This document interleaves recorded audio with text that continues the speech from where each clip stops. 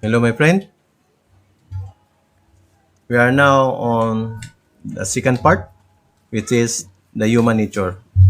Last time we talk about animal nature because we have the three aspects of us as a species. We have animal nature, human nature, and divine nature. Now, in this second part, we talk about human nature.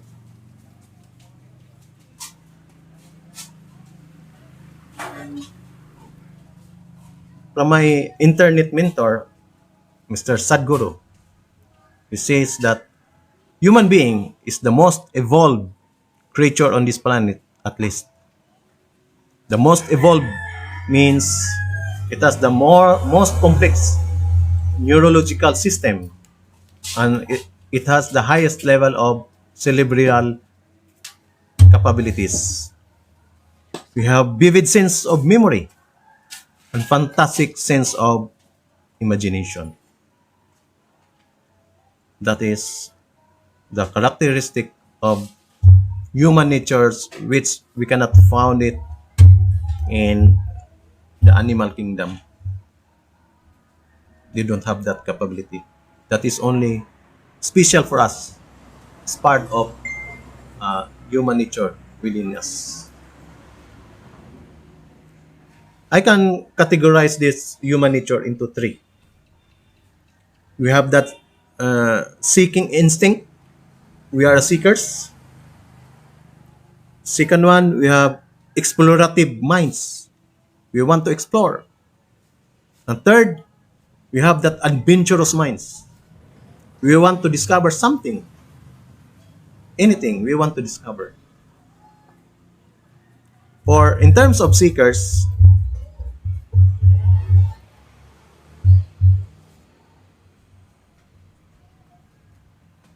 religion comes in.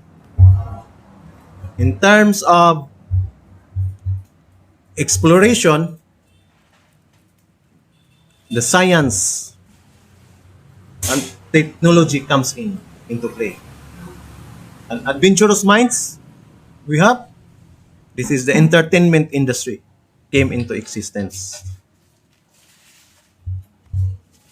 So let's start with a seeker. So the religion was established because we have that seeking capability in us. It is a religion was established to answer our quest for answers on existential issues. What are those? Sometimes we ask ourselves, who am I? Where I came from? What is my purpose? Where I'm going? Means after death, where I'm going after I die. So those are existential questions that where where religion is capable of answering those questions. And in our explorative minds, science or sciences came into existence to answer those explorative questions. Questions? When we ask about where I came from, was almost similar to religion. In the answer of science, it goes to the science of biology, the science of natural sciences. Other questions, what is universe? How it came into existence? Sometimes we ask history. From history to futuristic events. We want to know the beginning of the universe, how and when it ends. Where we are asking for science to answer those questions. From microcosm to macrocosm questions. From atom to universe. From atom to galaxy. Matter and antimatter. What are those? Living and non-living things. We want to explore. What are the things within my environment and outside of my environment? And we are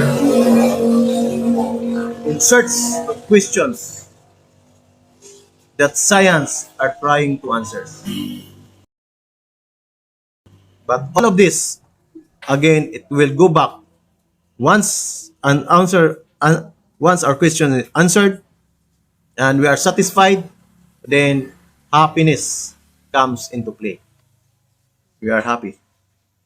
Again, for us, we are always looking for happiness through seeking, through exploration, through adventure.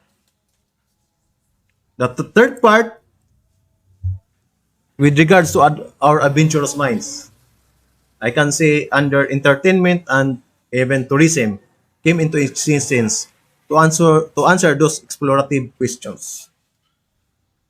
What are those things that excite me, that will trigger my stamina, endurance, satisfies my senses, especially my eyes, could say and explore? Like sports entertainment. What are those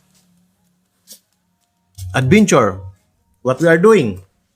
We want swimming, scuba diving, jet ski, yachts for the rich people, and even riding in cruise ship, and so on and so forth.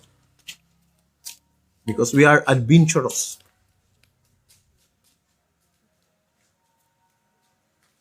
And sports entertainment on the land, sometimes we do jogging, marathon, mountain climbing, hiking, trekking, biking, motorcycling, even car racing, and so on. How about sports on air? We have water, land, and air. Some people they are do air balloon. They ride in air balloon, paragliding, so on. Even they are riding with helicopters. Thus to see the world. And that's comes into tourism industry because we are adventurous. We want to go different places, different food, different menu, different clothes. We want to see the world through our adventurous mind. So those who can afford, they can do that. This as a tourist, they travel around the world. Thank you. That's all for this video. Thank you for watching. If you have some questions, comments, please do so so that we can have additional information where you want to be part of my topic. Thank you, my friend.